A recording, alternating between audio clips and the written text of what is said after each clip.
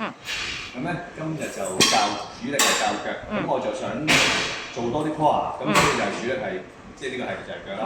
咁最好咧，如果有 free bar 咧，就揾 free bar 做，因為 free bar 咧個 core 會多啲。咁但係因為呢個場就冇 free bar 嘅，咁我哋就做一部 Smith， 但係呢個 Smith 咧就係比較上係自由度大啲。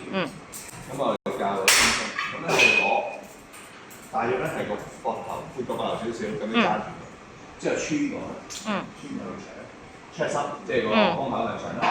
攞把頭咁陣嘅，記得着翻對硬底鞋啊，或者平底鞋。之後咧就係樽落嘅時候咧，個 hip 向後翻，大約幾多度咧？90度。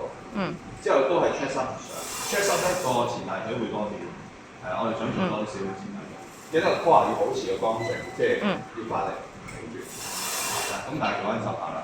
咁之後放嘅時候咧穩陣，落翻嚟。咁記得啦，就要做翻個安全掣帶咯。咁到時一跌咧就可以保護到你安全。咁全程咧個 hip 係穩到，咁個大腿幾闊咧就係大約係闊個膊頭少少咯。咁就係做前大腿嘅。好。